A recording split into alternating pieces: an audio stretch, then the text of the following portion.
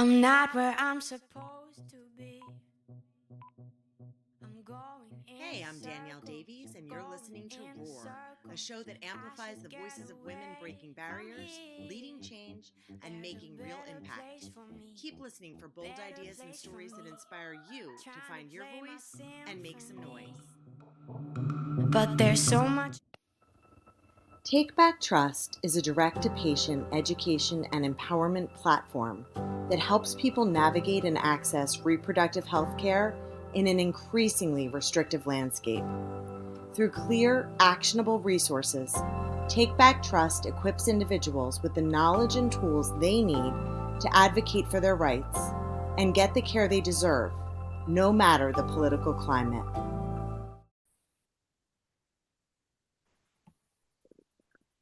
Hi, everybody. I'm Danielle Davies, and this is Roar, the podcast about showing up, speaking up, and taking up space. My guest today is someone who embodies all of that and helps other women do the same. Samantha Harman is the founder of The Style Editor, and before that, she was an award-winning newspaper and magazine editor, working one of the most male-dominated, elitist industries out there, the media. Along the way, she noticed something powerful: how what you wear can change how you feel and how you're perceived, especially as a woman, especially in leadership. No one was having that conversation, so Samantha started it. And when women began asking for her help with their own personal branding and style, she realized this wasn't just about fashion. It was about power, identity, and choosing how you show up in a world that often wants to define that for you. Today, we'll talk about style as strategy, what the patriarchy has to do with personal branding, and how to own the room on your terms. Let's get into it. Welcome, Samantha. We're so excited that you're here. Thank you for having me. I'm really excited about this episode. This episode sounds amazing. Yes. Right? You sound amazing. I know. I'm so excited. I actually, yeah, I like literally as soon as we're done talking, I'm gonna go shopping. Just, but I know it's not just about the clothes. I know that. So we'll talk about this whole thing. So let me just start from the beginning. You were leading newspapers and magazines before you founded The Style Editor. When did you realize that personal style was more than just surface level and it was power?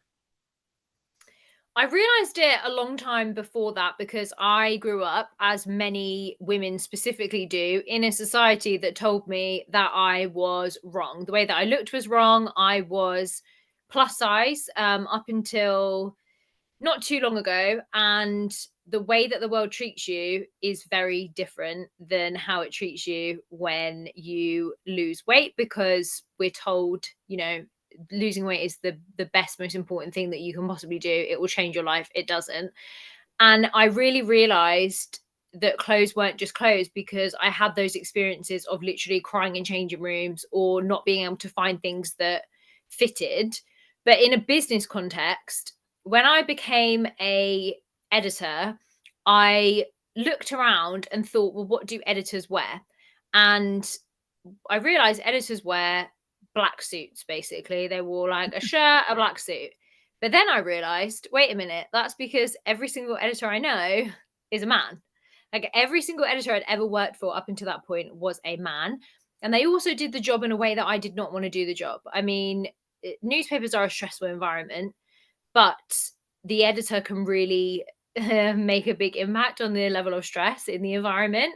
And swearing, shouting, getting really cross, and it was always kind of given the excuse of, but he's so stressed, but he's got such a stressful job.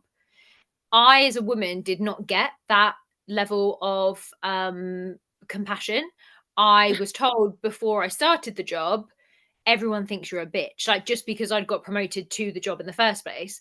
So I realized that things were going to be different for me because people weren't used to having a woman in that role. And also, the way that I dressed was going to be important in showing my authority, in giving me confidence. And it was going to have to be something that I learned how to do by myself, because newspapers, journalists are not known for their style, but also because I didn't know any women who had done that job before me. So I was literally going first. What was that experience like for you personally? Like, how did you even begin to kind of embody that? Because I've seen pictures, I've seen your, like, I've seen what you've put together, and it totally exudes confidence. But how was that transition for you? A journey, and a journey because obviously creating the wardrobe, using wardrobe as a brand is one thing, but doing that in a backdrop where people are telling you constantly that you shouldn't have the job that you have is another. I mean, I literally had, someone send stories about me to the private eye. I had people writing comments about my appearance. I got a lot of abuse, unfortunately. And one of my male colleagues who had a lot of awareness, he said to me one day, I've been looking at the comments that you get and the comments that I get. We do the same job, and I didn't understand why you get so much more abuse than me. And he said, the only thing that is different about us is that you are a woman and I'm a man. So it was a very different experience because of being a woman in that role.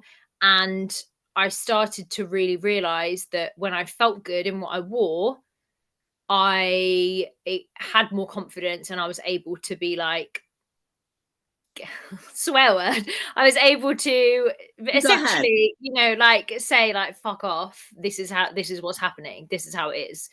So I learned that yeah, wardrobe is a tool not just for how other people perceive you, but also how you perceive yourself.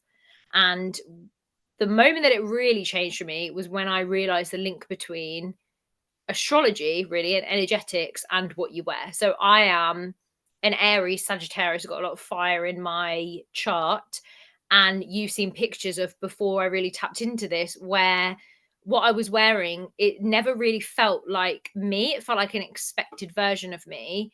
And it wasn't bold. It wasn't really, I didn't feel like in the energy of taking ownership. And when I started to lean into what is naturally happening for me in my energetics, that's when everything changed.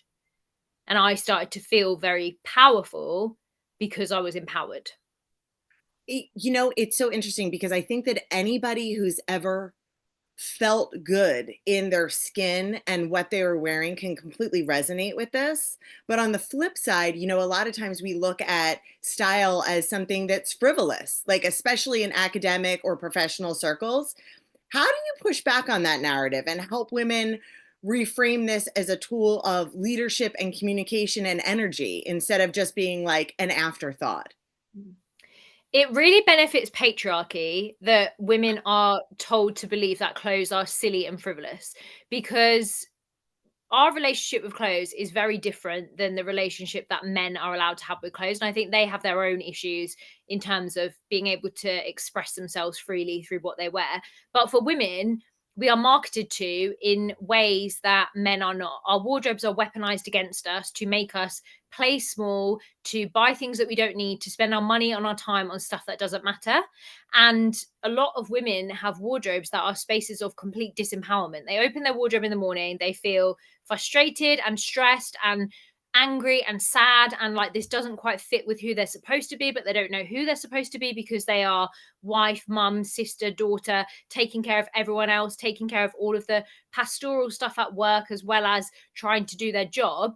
They are exhausted looking after everyone else, so their wardrobe has been neglected. It's a place of disempowerment, and every time they put on their clothes, that is the identity they're affirming.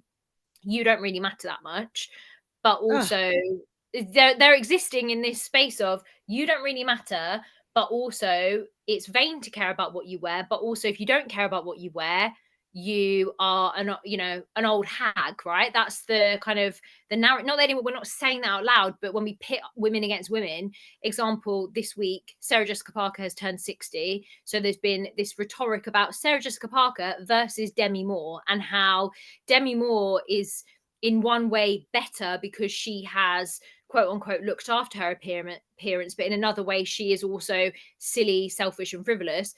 Women can't win, and that's the whole point. The whole point is women are not allowed to win because then they feel trapped in this endless cycle of I'm not good enough, so they'll continue to play small, so they won't earn the money, the credibility, the agency that they need in order to actually really make fundamental change. Oh my gosh, you must be so busy with clients because I feel like I want to just fly across the world to get to you.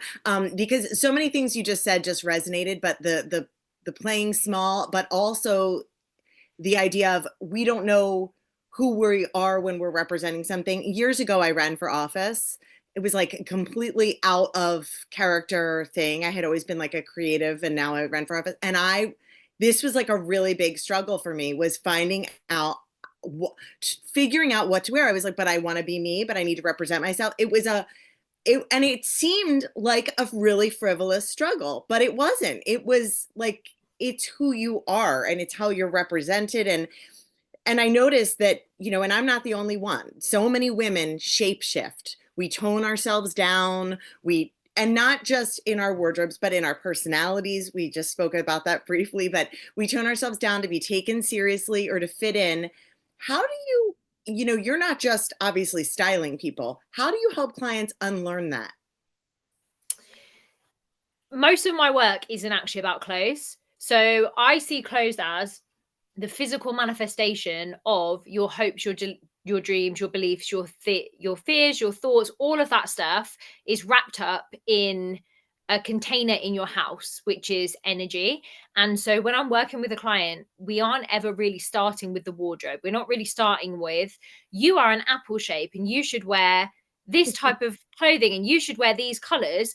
We're, like you said, we're unlearning all of that stuff. So some of it is kind of coaching and mindset and beliefs and helping them to understand the link between wardrobe and all of this other stuff. Because when I look in someone's wardrobe, I can tell what is happening inside of them, how they think about themselves. It shows up in the things that they don't wear, the things that they're too scared to wear, the things that they are wearing, because oftentimes they're putting stuff on that is a way of extinguishing that flame, right? If you think of a candle and then you put something over it to extinguish, that's what so many women do with their wardrobes.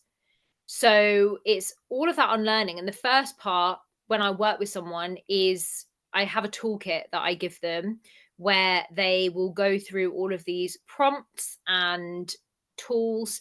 And they will also do something called the outfit diary, which is where for 7 days, 7 to 5 days, they don't change anything about what they're wearing, but they bring conscious awareness to it. So they will know what they are actually wearing, how it makes them feel, what happens in their day, whether that is supporting their overall goals or not. And bringing that awareness to what they're wearing helps them to understand what it is that they want to change. Often, it's not that they need to go out and buy loads of new clothes. It's that they need to work on their identity to become the woman who wears the clothes that are hanging in the wardrobe with the labels on them. I was just going to say, like, what usually surprises your clients the most about the process? And I guess this is part of it. Yeah, usually it's that it's not about the clothes, it's not about the clothes. And sometimes, I'm not going to say to everybody, you don't need to buy new clothes. Sometimes, very rarely, but sometimes a client will have an inventory problem where they do not have the stuff there. I'm not a miracle worker, as good as I like to think I am with creating outfits. I'm not a miracle worker. I can't work with nothing. So sometimes there is an inventory problem. Sometimes you have to be willing to invest in order to have that return on your investment. But usually it's that they just aren't seeing things in the potential of it. They are blind to the possibilities of their wardrobe because they open the wardrobe in the morning, they go to the same few items because your mind wants to form habits to make life easier for you. It's like they can't see the wood for the trees. And oftentimes there's loads of potential in your wardrobe. You just need someone who doesn't have or carry any of your self-limiting stories or beliefs to come in and show you what that is. I love this. And it's funny because two things that you're saying, you're reminding me of different posts that you read, but one of them is the one when you're saying, well, two things you mentioned in one post recently. You're like the COVID's over, not COVID, but the lockdown is over. Like the leggings and the stretch pants and the sweatpants, like we can wrap that up now. We don't, and so many of us have become so comfortable in that you don't even kind of recognize that this is like not what you previously would have worn, or maybe not what you want to wear to elevate yourself. I mean, if you're going to yoga, great. But if you're not, there's not really a need for this. But the other thing, and I love this, I told my husband about it too, and it was interesting to hear his response, how you said, you wrote a blog post about women do not buy your pants at the grocery store, or do not buy clothes at the grocery store.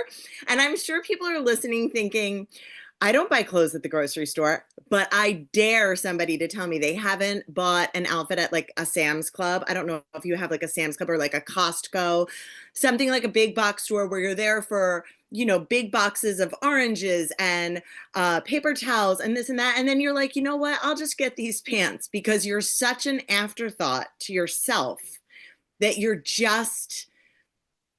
treating yourself like that's what you deserve to wear. And I just think it's so interesting that you pointed this out. And the interesting thing also is that my husband, a man who, he's an awesome guy, I love him, but he knows on an airplane to put the mask on himself first. Me, I would be tempted to shove it on my kids before I put it on myself, just because that's the way that it is. And so I'm curious how you help women differentiate these aspects of themselves, that like they're worth this investment and this care, and that it does mean something. It's not just everybody else is taking care and you're taking care of other people, and again, I'm making a generalization, but I'm wondering how you help them get past that level of it also, that this is kind of what you deserve.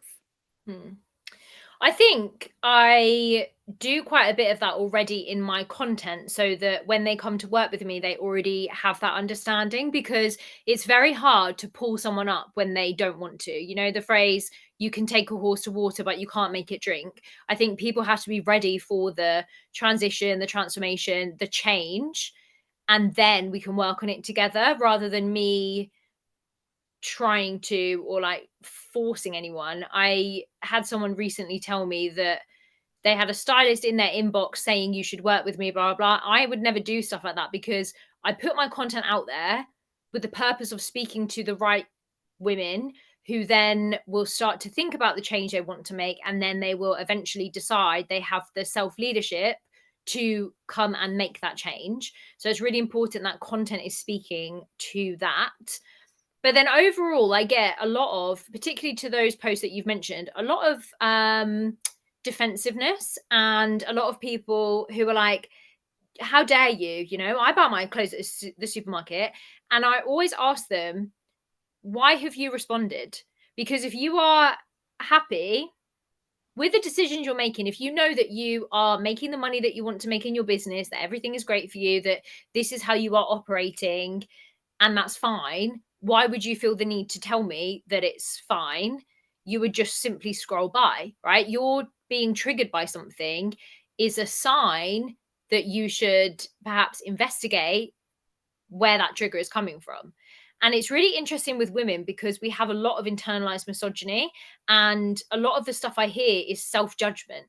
I can't buy stuff for myself because that makes me a bad parent somehow, or a bad partner, or a bad sister, or a bad friend, by spending money on yourself.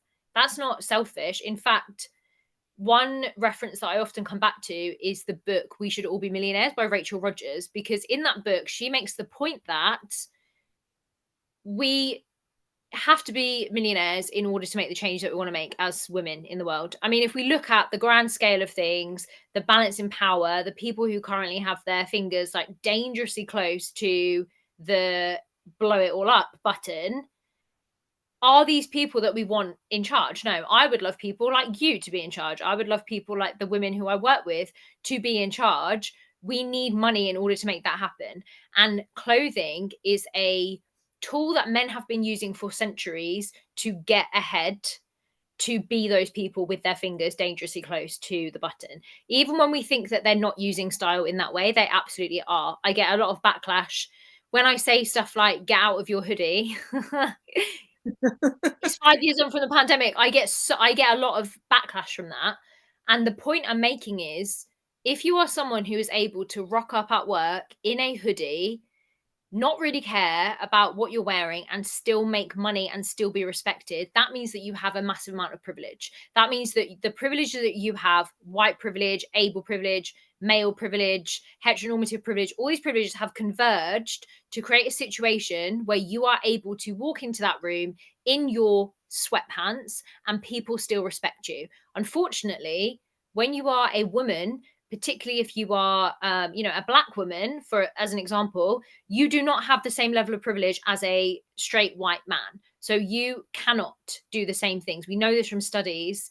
We know from studies that women are judged much more harshly on what they wear than men, and that is by women and men as well.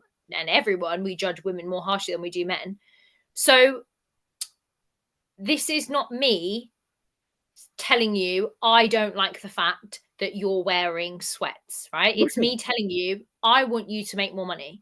I want you to have the career, the bank account, the freedom that you desire. I want you to be able to take all of your purpose and passion and turn it into something really meaningful in the world.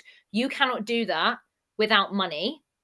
Your wardrobe is a tool to help you to get the money you need to do that. I have a question. So I don't think anybody who's wearing a hoodie, I mean, and I am making a huge generalization here because maybe they do. If you're wearing a hoodie, it's comfort, right? That is what it is. It's comfort, it's cozy, it's familiar. It's not breaking a boundary. It's not going out there. It's not doing those things. There's a time and place. In your home, watching a movie, obviously nobody's sitting around looking their best, eating a bowl of popcorn, and nor should they be. But when you go out there, I know some people, and I'm guessing they're like, they want to feel that sense of comfort because they're thinking, okay, I'm already going out there. I'm trying to be brave. I need my comfort item. How do you help women differentiate between what they like? And I can't imagine that somebody would really lock into that hoodie, but maybe they do, and what they feel they should wear.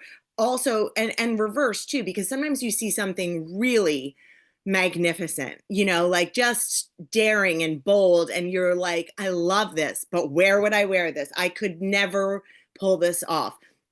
What do you say in both instances? It's really interesting to think about the idea of I could never. Recently, I was with a friend of mine and we were actually out trying on clothes, which is funny because obviously this is what I do for a living. So it's kind of like a busman's holiday. And I put this outfit together and I came out of the changing room, and the woman who worked at the shop said, I absolutely love that. I could never pull that off. So I started to ask her what she meant by that. That's really interesting. Why don't you think you could? And, the reason she was giving was, well, I need to lose weight. I need to do this. I'm not this enough. I'm not that enough. It's all just self-limiting stories that we tell ourselves that keep us small. And there is a quote, I cannot remember who said it, but it's, you are under no obligation to be the same person now as you were 5 minutes ago. Your identity is simply the set of beliefs that you are most wedded to. So if you believe something to be true about yourself and you act to it, that is going to put you on the path of the things that that person attracts to them.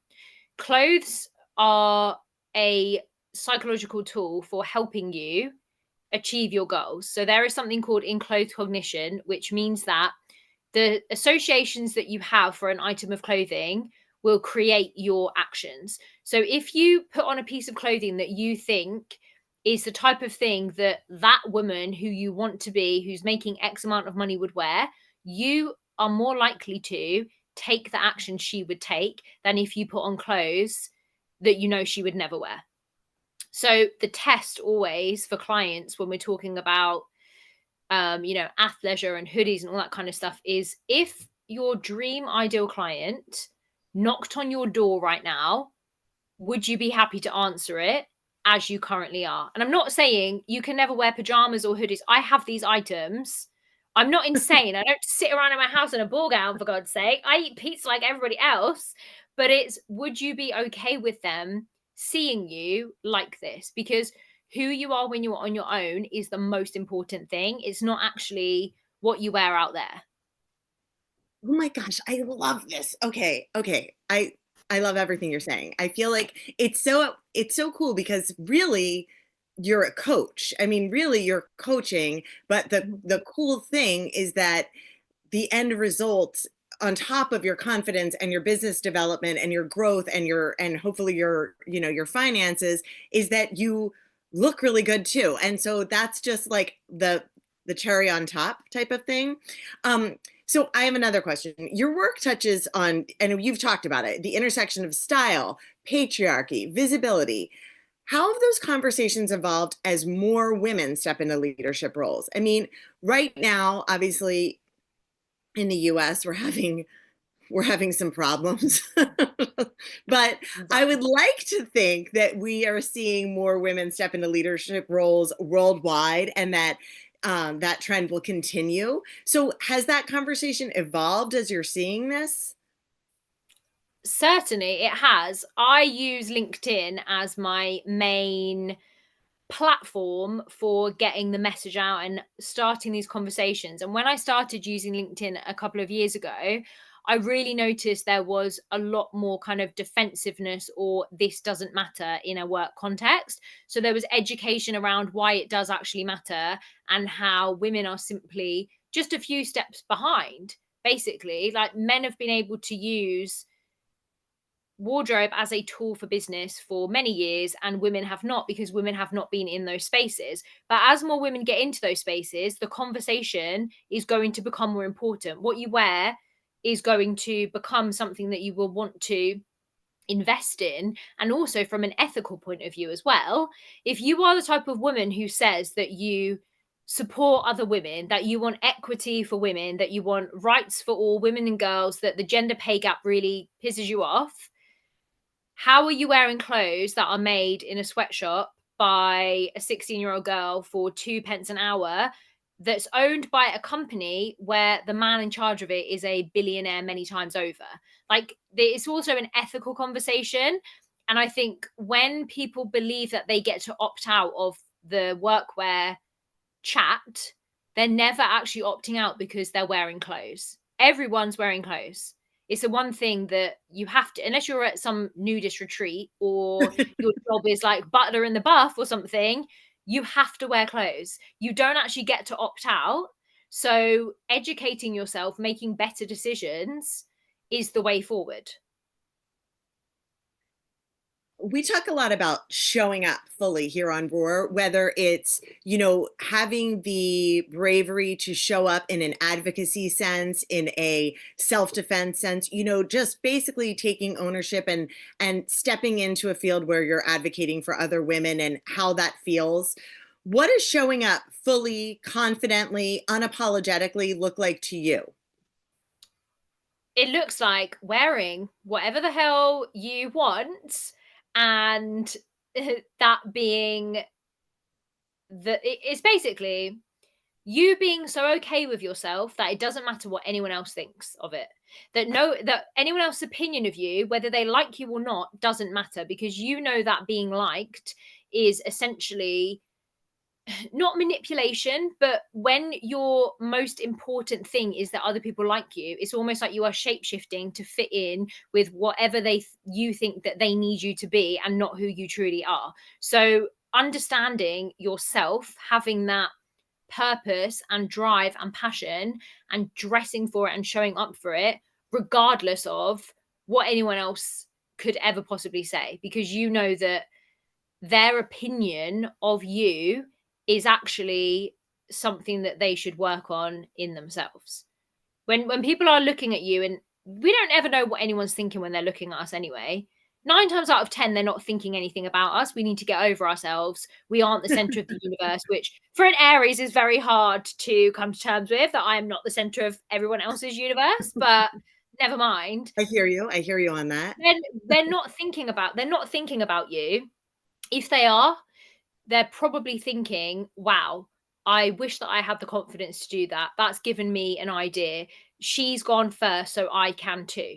And I think that for women of our generations, like at this point in time that we're at, that is our job. It feels hard. It feels very hard to be a woman who is outrageously being herself in public, saying the things, doing the things, because patriarchy doesn't want you to, and you are the first generation of women who've been able to do this. But there's a reason you're here at this point in time to do these things. So it is actually on you to dress up, show up, and be that. Like, sorry, but I'm totally getting changed when we hang up. I'm absolutely. Well, and I wanted to ask you too, you talk about the fact that a lot of people have a lot of items in their wardrobe and they've got the inventory, and some people don't. Some people don't have that, but also the idea of not supporting sweatshops, and there is that ethical component. Is there like a place, is there like an easy guide that you'll say to people, like if they I'm guessing it's different for everybody, but there's not like a thing where you're like, okay, these places might have staples for you, or not, or what those staples might be that you could look for. Like, for example, I just had to go for an in-person interview someplace, and I hadn't done something where somebody saw my pants in so long. And I was like, oh my gosh, I need a whole, like, I don't just need a top. Like, I need the bottoms. I have to have the whole thing. And it took me a while. I actually found something on Spanx that I loved, and it was on sale and it fit great. And I felt awesome in it. And that was the key thing. But is there some place where you're like, hey, this is a good place to look? I don't know. I mean, obviously we hear, I'm not going to name names, but we hear of places not to go, right? There's sweatshops, there's super fast fashion, there's, whole suits for $23. Like, that's not going to make anybody feel good about anything, besides the fact that you're not supporting women by supporting a sweatshop. The clothes don't actually feel good on you. You don't feel good in such a thing.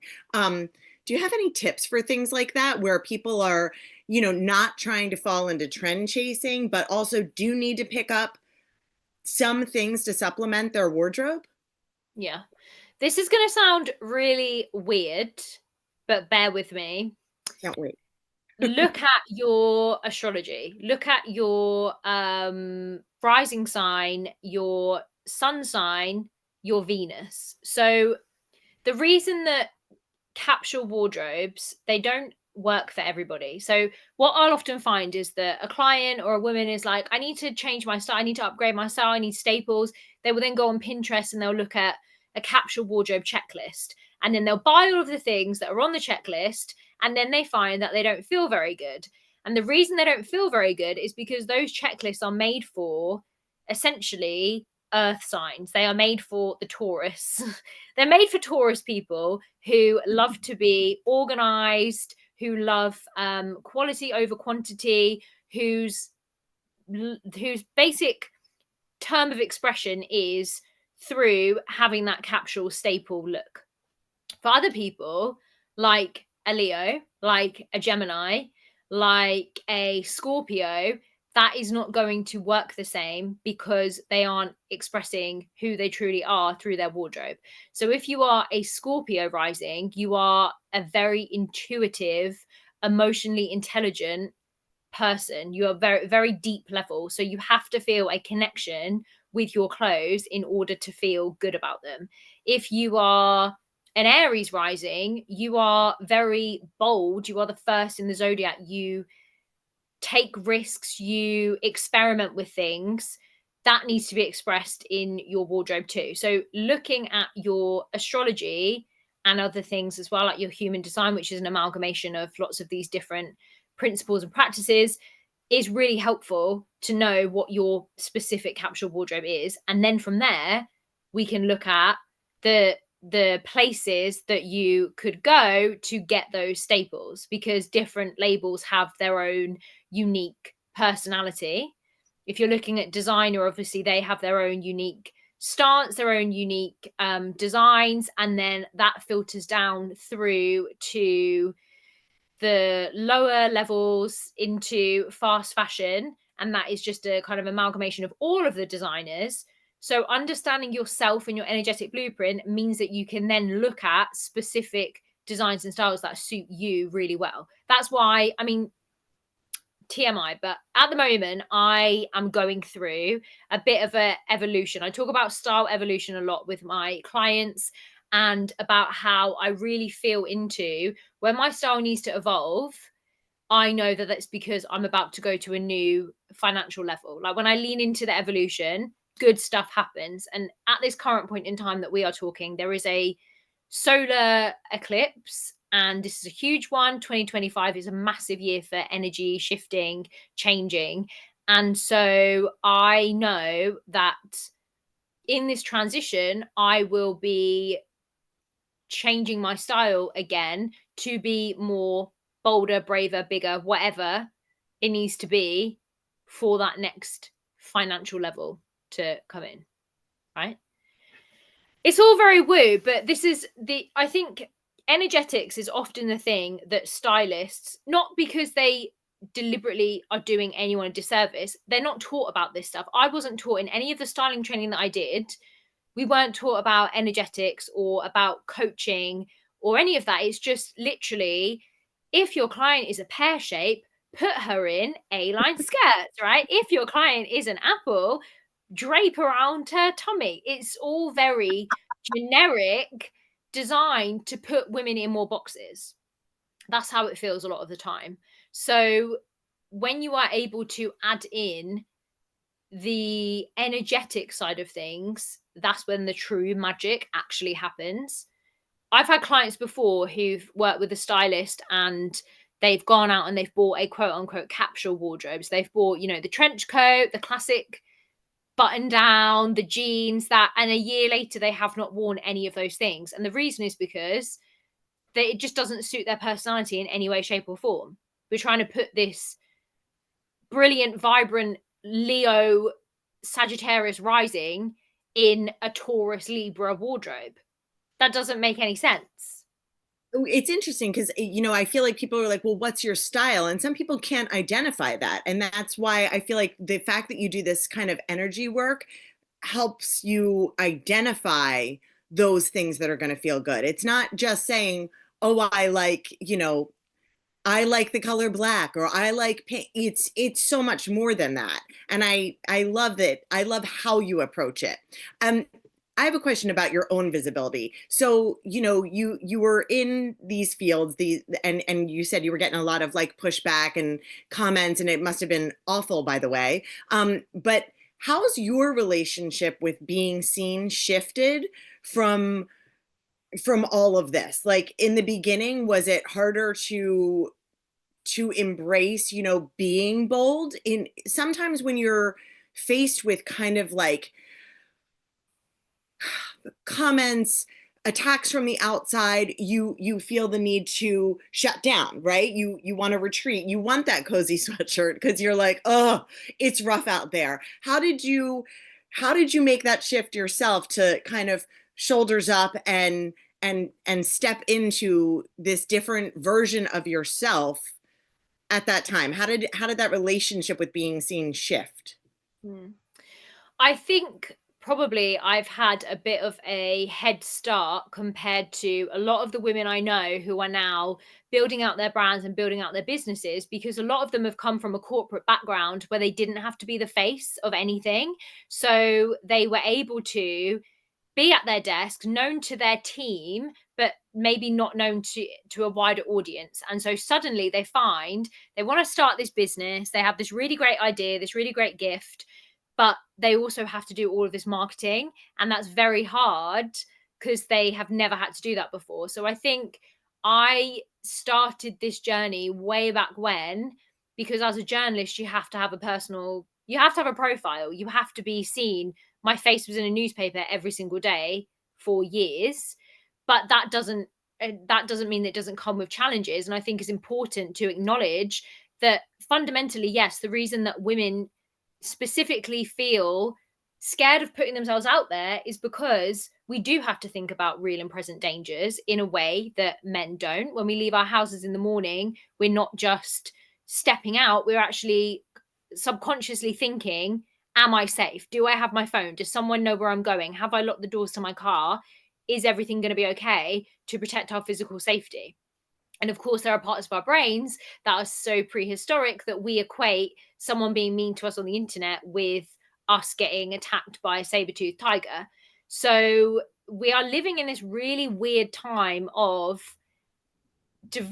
having this prehistoric part of our brain and the internet and having to be on 24/7, and it's exhausting and it can feel quite scary, and it's important to acknowledge all of that. But I do think that my wardrobe massively helps me because I put on stuff that feels really good and it changes how I feel. And then I'm like, no one can mess with me. But like, no one's messing with me. I know my purpose. That's what I'm here for. Like tunnel vision focus on that. And knowing ultimately that if you are a woman who is stepping out into the limelight, you are saying things that are different, you are going to get shit from people because this goes against completely the status quo. I mean, we see it play out in the international stage with women who are doing things with unadulterated ambition. We are told that that is wrong, that is selfish. We try and take them down. So unfortunately, we've got to expect it, but we can use our wardrobes as a tool to help us to get through it. And I think that's ultimately what I did, because for me, it was not so much about being on the internet, it was walking into rooms where I was the only woman and all of the men in the room were 20 years older than me, and they all expected the editor to be a man because my name was Sam, and then they would spend the whole time speaking to my male deputy instead of speaking to me. So for me, it was using my wardrobe as a tool in the physical realm, but you can do it online as well. You can channel energy through what you're wearing. You can change your state. As I said, there's a lot of psychology to this. Put on an outfit that makes you feel like a boss and remember what you're here for. And think about yourself. Think about yourself at 90 years old. What would she say to you right now?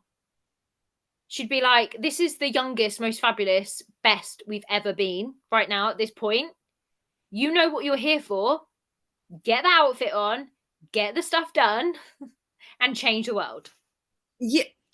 You know what's so funny? You're saying this, and I feel like even what you mentioned before, like you were going into a room, but even if you're working by yourself, you feel like you're more efficient, you're getting stuff done. And it's funny, I have a 16-year-old daughter, and so I know that like it's look good, feel good, right? And if she's got a good outfit and her hair is good, she's already like primed for the day in a way that she wouldn't be if she didn't feel that way. And somewhere along the way, it's like, and that maybe this doesn't happen to everybody, but I feel like, well, my experiences as a mom, so I feel like I've seen this happen, but like somewhere along the way, what I wore was very important, and eventually it became not as important. And so like we have to kind of readjust ourselves to, you're saying, what would your 90-year-old self say? I'm also like, what would my 16-year-old self say? She would be like, and actually I have my 16-year-old self, because she's like, my daughter's like a mini me, and she is like, you need some clothes. So it is interesting to see how we kind of change as women, and how much that means. And I think like it's very easy to forget especially if you aren't necessarily in places, or you're not, like you said, the face of it. You're one of the people at work, and so it's easy to just, I always think of, did you ever, I know there's the UK version also of The Office. Yep. The Okay, US is my favorite show. Love it. I love it. I love it. But, I always think of like, in The Office, in the American version, like Pam Beesly, like it's very, she's got her little work clothes on. Like she's not stepping into herself as in the workplace. And she admits that. So it's really interesting. Yeah. Yeah. You need to take a leaf out of Jan Levison Gould's book when it comes to that stuff. Yeah, exactly. Serenity by Jan, candles. Yeah. And we talked about like what's going on briefly. We talked about what's going on in the world at large, and America's version of the world. Yay. Let me ask you, what is giving you hope right now when it comes to women in leadership? Anything? Please say yes. Nothing. Yeah. Nothing. You know what? I think that as much as the internet has been a crazy thing for disinformation, the way that it's changed the media landscape, all of that stuff, I think that it's incredible that it enables women with this type of purpose and passion to converge and to meet each other and to use their collective power for good.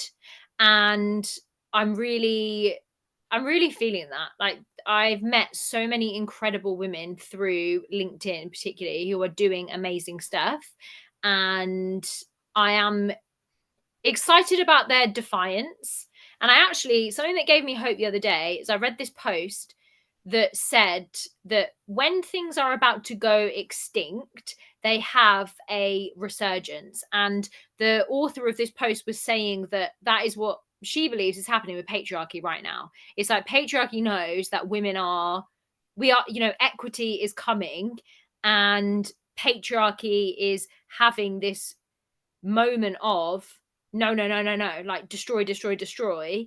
But ultimately, patriarchy itself is going to get destroyed. So that gave me some hope, and to think that we get to be a part of that.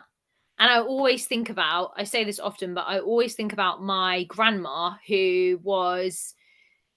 was the most intelligent, charismatic, beautiful glamorous woman that I've ever met. But she was born in the 1920s, and she got a place at grammar school. She was from a very working class background, but her birthday was in September when she was supposed to go to grammar school. The Second World War happened, so she wasn't able to go. And by the end of the war, she was nursing, and she met a soldier, and she ended up having 8 children. And I always think of her because if she was born at this age, if she was born the same year as me, I know that woman would be like unstoppable potential.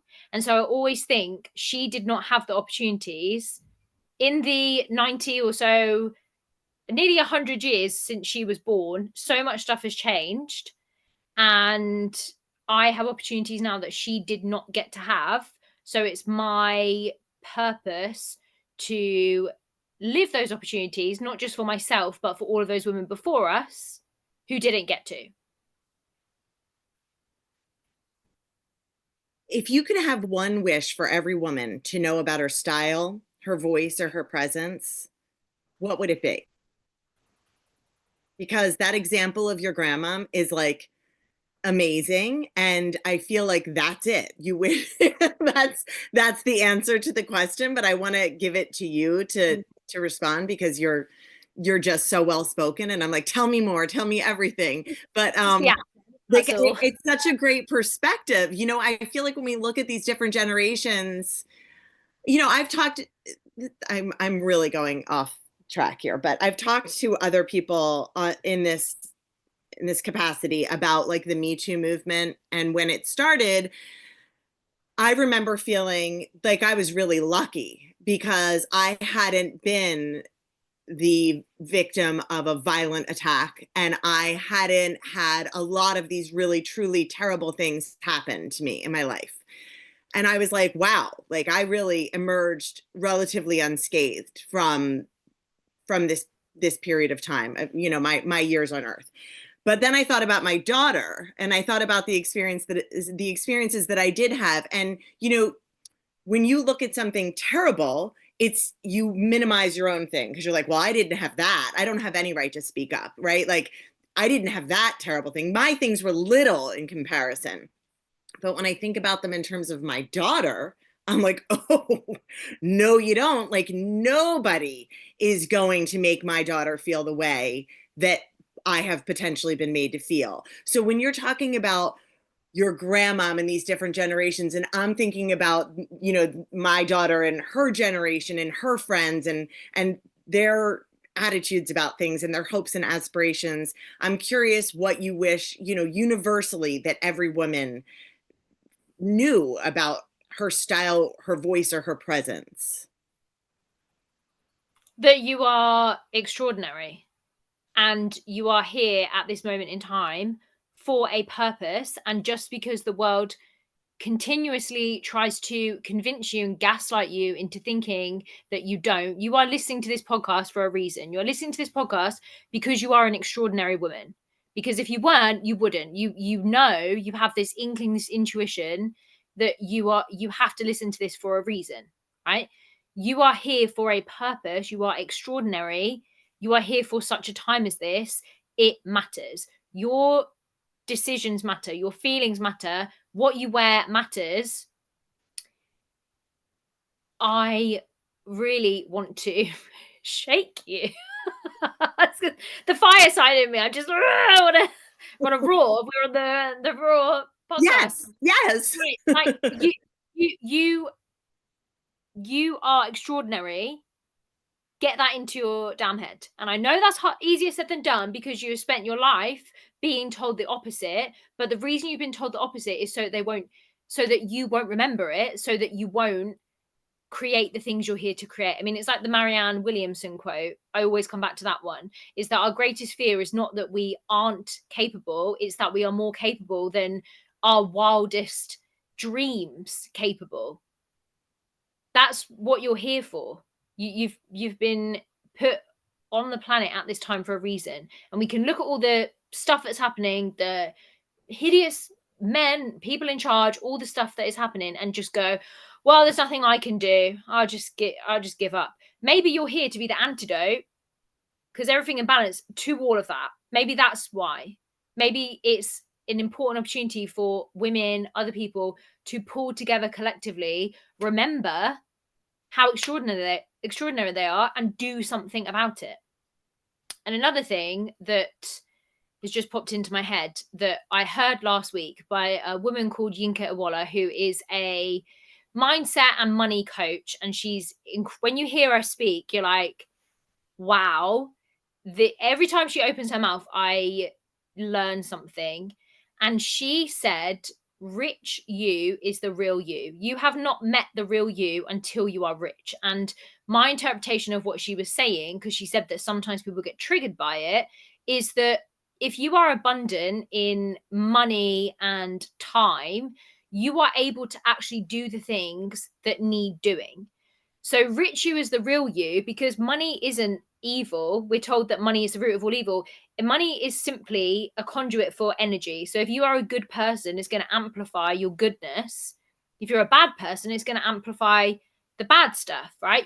Rich you is the real you. Exactly. And yeah, as a woman living in this time, I think it's imperative actually that we do use our voices and we have more agency and we create more money, because I know for a fact that we do good things with it. We do much better things than is being done right now. Did you ever read Jen Sincero's book, You Are a Badass? And then she's got the You Are a Badass at Making Money. Yes. And it's well, and I've read other books like that too, where it's like, you know, sometimes she says that in one of her books, she refers to a book by Wallace Wattles, which I actually have that Wallace Wattles book, and it's really old fashioned, but it's like, you cannot be truly happy without money unless you're rich. And she took great offense to that the first time she read it. She was like, screw you, like, and she put it away. And then later she realized what you're saying. It's like, you know, your best self is maybe the one that wants to write a book or create or donate or volunteer or do these things. And you cannot do those things if you're constantly struggling. You have to get past that point of struggle. So I appreciate that you say that, because I agree. But I have a last thing. So obviously in the UK here, people know how to reach out to you, and I'm going to share all your stuff in our show notes, and I'll share your different. I know you've got like a couple different programs that people. Is there a way for people to work with you from afar? Yep, I have clients all over the place. I have clients in a lot of Europe, in America, Canada, South Africa, all over. So it's another amazing thing about the internet is we get to do this work regardless of where. I think it's important that you work with the right people, and it's not necessarily, you know, a woman who lives down the road from me, I might not be the right person to help her. Someone else would be the right personal stylist to help her. Someone across the other side of the world, I might be the exact person to help them. So we always make it work regardless of where you are. Oh, that's awesome. Okay, thank you so much. I really appreciate it. I will follow up. I'm going to have everything in our podcast episode so that people can get in touch with you. And you're very active on LinkedIn and Instagram, right? I know you're on LinkedIn because that's where I keep seeing all your posts. But I thank you so much for your time, your inspiration, your passion, and your energy. It's been awesome talking to you. Likewise. Thank you. Thank you so much. Have a great day. You too. All right, bye. Bye. Well, that's it for today. Thanks for listening to Roar. If something in this episode made you sit up straighter, feel a little more powerful, or rethink how you show up in the world, send it to someone who might need that too. And don't forget to leave a review, hit follow, or post it to your stories. All the things that help more people find us. Next week, we're exploring a different kind of impact. One rooted in service, remembrance, and the fight to bring our missing service members home. It's a conversation with Debbie Zinni of the Defense POW MIA Accounting Agency, and it's not one you want to miss. See you then.